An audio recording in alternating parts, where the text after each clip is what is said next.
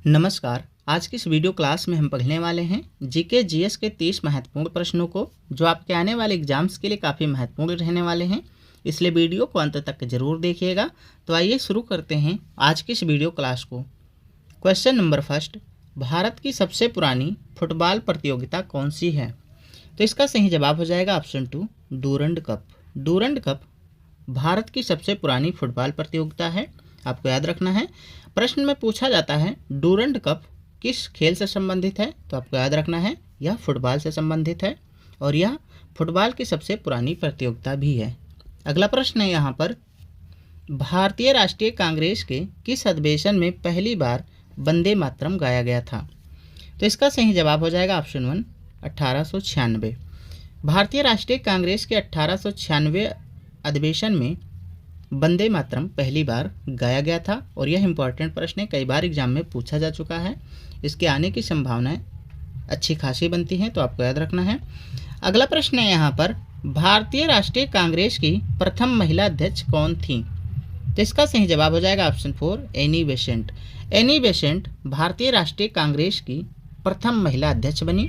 बात करेंगे भारतीय राष्ट्रीय कांग्रेस की प्रथम भारतीय महिला अध्यक्ष कौन बनी, तो आपको याद रखना है सरोजिनी नायडू। सरोजिनी नायडू भारतीय राष्ट्रीय कांग्रेस की प्रथम भारतीय महिला अध्यक्ष बनी। और भारतीय राष्ट्रीय कांग्रेस की प्रथम महिला अध्यक्ष की बात करेंगे तो एनी बेसेंट, याद रखना है आपको। अगला प्रश्न है, सुभाष चंद्र बोस ने कांग्रेस के अध्यक्ष पद से त्यागपत्र कब दिया था? तो इसका सही जवाब हो जाएगा ऑप्शन 2, 1939 ईस्वी में। 1939 ईस्वी में सुभाष चंद्र बोस ने कांग्रेस के अध्यक्ष पद से इस्तीफा दे दिया था। अगला प्रश्न है, किस अनुच्छेद के अंतर्गत संपत्ति के अधिकार को कानूनी अधिकार के रूप में स्थानांतरित किया गया है? तो इसका सही जवाब हो जाएगा ऑप्शन 4, अनुच्छेद 300A।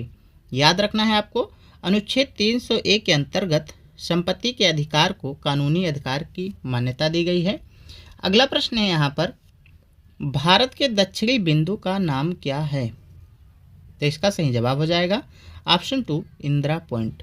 भारत के सबसे दक्षिणी बिंदु का नाम इंदिरा पॉइंट है। एग्जाम में कई बार पूछा गया है, तो आपको याद रखना है।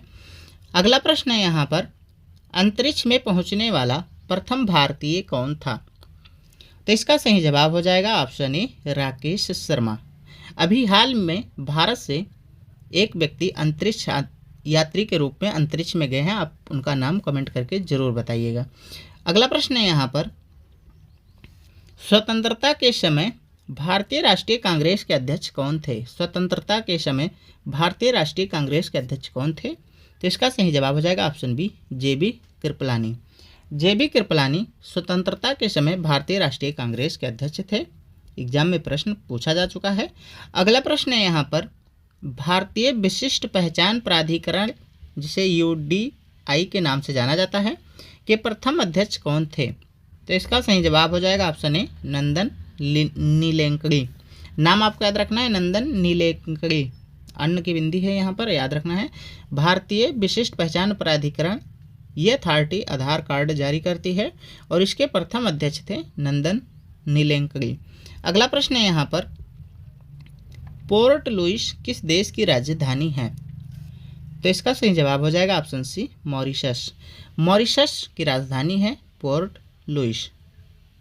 अगला प्रश्न है यहाँ पर, कौन सा भारत का एकमात्र राज्य है जो तीनों ओर से बांग्लादेश से घिरा हुआ है?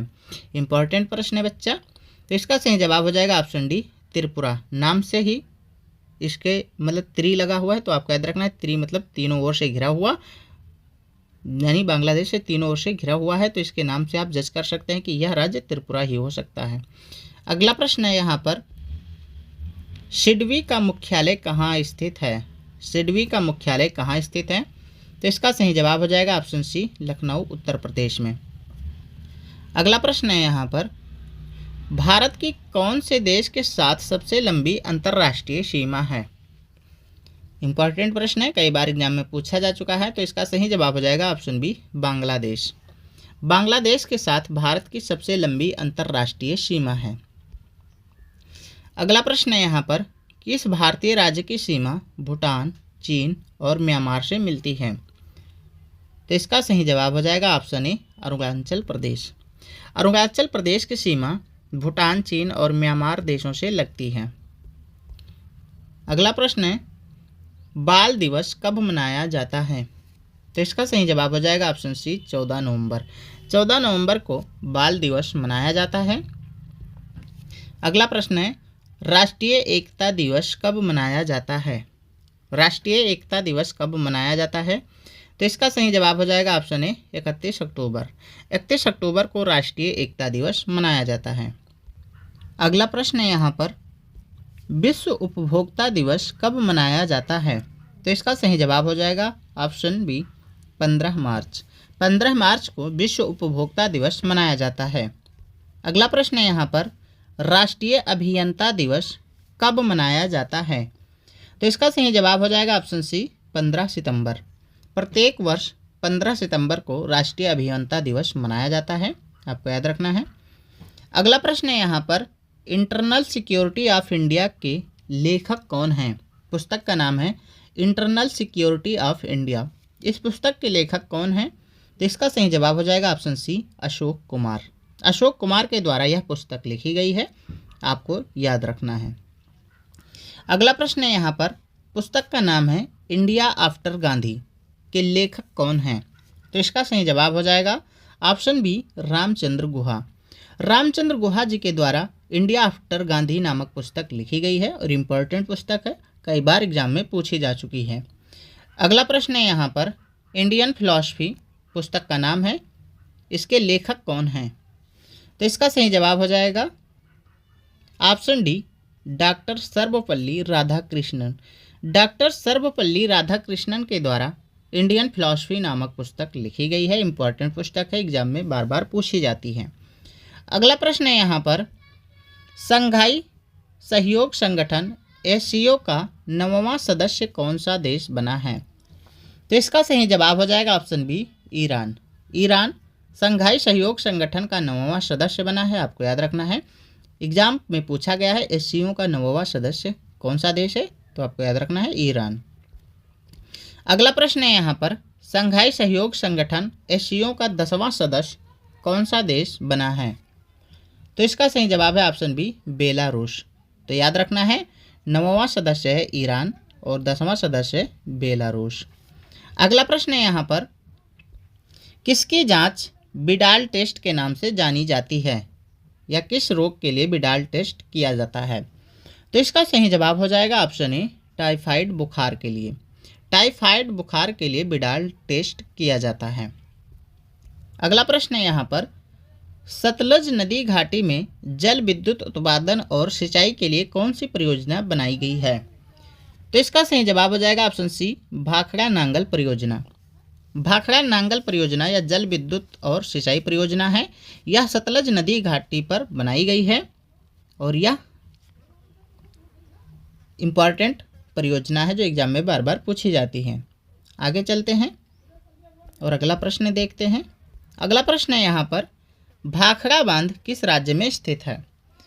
तो इसका सही जवाब हो जाएगा ऑप्शन सी हिमाचल प्रदेश। भाखड़ा बांध हिमाचल प्रदेश में स्थित है। यानी जो भाखड़ा नांगल परियोजना है यह 2 बांधों का संयुक्त नाम है, एक है नांगल बांध और एक है भाखड़ा बांध, और यह दोनों बांध सतलज नदी पर स्थित हैं, जिसमें से भाखड़ा बांध जो है यह हिमाचल प्रदेश में स्थित है। और आगे देखते हैं नांगल बांध। नांगल बांध किस राज्य में स्थित है? तो आपको याद रखना है नांगल बांध पंजाब में स्थित है। तो यह 2 बांधों की संयुक्त परियोजना है, भाखड़ा और नांगल बांध। भाखड़ा बांध हिमाचल प्रदेश में और नांगल बांध पंजाब में स्थित है, तो आपको याद रखना है, इंपॉर्टेंट परियोजना है। अगला प्रश्न है यहाँ पर, ऑपरेशन फ्लड का संबंध किस क्रांति से है? ऑपरेशन फ्लड का संबंध किस क्रांति से है? तो इसका सही जवाब हो जाएगा ऑप्शन बी श्वेत क्रांति। श्वेत क्रांति दुग्ध उत्पादन से संबंधित है और ऑपरेशन फ्लड का संबंध श्वेत क्रांति दुग्ध उत्पादन से संबंधित है। अगला प्रश्न है यहाँ पर, डॉक्टर भीमराव अंबेडकर ने भारतीय संविधान की आत्मा किस अनुच्छेद को कहा है? तो इसका सही जवाब हो जाएगा ऑप्शन बी अनुच्छेद 32। अनुच्छेद 32 को डॉक्टर भीमराव अंबेडकर जी ने भारतीय संविधान की आत्मा कहा है और अनुच्छेद 32 संवैधानिक उपचारों का अधिकार प्रदान करता है। तो ये रहे आज के 30 इंपॉर्टेंट प्रश्न।